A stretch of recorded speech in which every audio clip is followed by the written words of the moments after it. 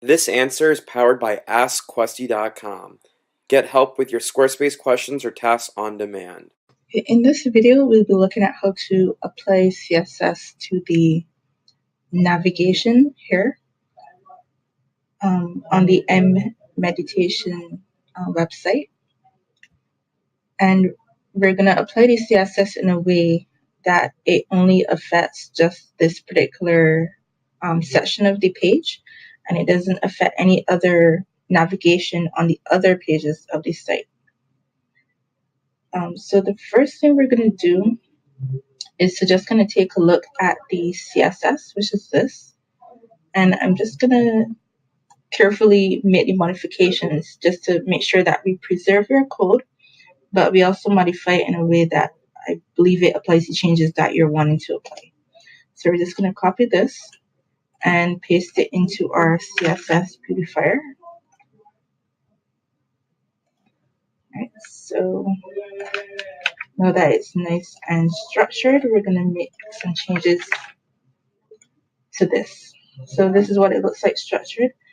So the first step would be to perhaps merge these tags because they pretty much do the same thing. These, this, they all target the same link. And so we pretty much don't need to have all of these elements. So I'm just going to merge these all together because these will all apply to the same link, whether it is the link in its static form, whether it's active, focus, hover, visited. No matter what, it'll just apply.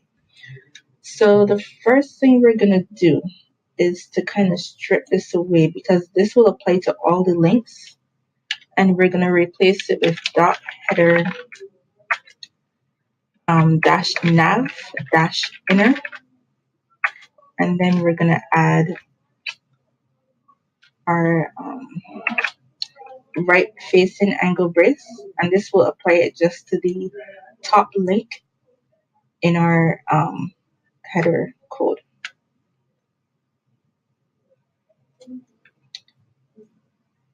All right, so once we've done that, we're going to copy the code and paste it so it applies to the active, focus, hover, and the visited states.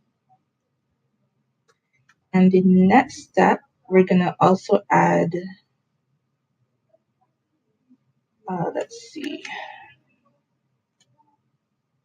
Well, these two are kind of conflicting. When I merged them, I didn't make any changes to the body of the CSS, but these two tags are conflicting. So if you want to use the transparent, then you can just delete this.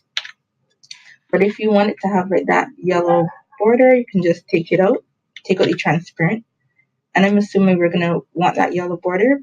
But in either one that you use, whether this says transparent or if it has that yellow color, you're going to need to add exclamation mark important at the end so that the change does apply. And also here on the color tag, you're going to also need to add that important flag. And if that isn't added, then the changes aren't going to really apply properly.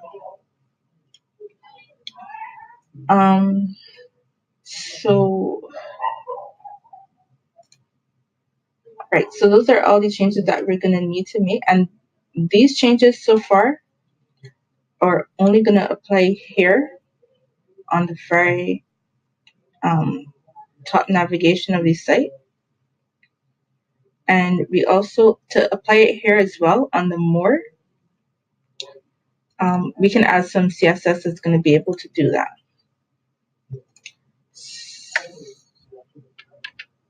So we'll also need to add a.header dash nav dash folder dash title, and this will apply it to that secondary menu on the site. And we'll just repeat it 4 times to add our active, focus, hover and visited states.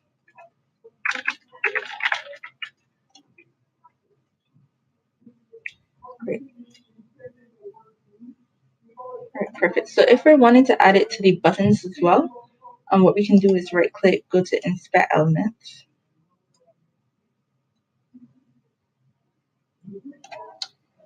And then what we're going to do is to just copy this exact code here, Squarespace comment button.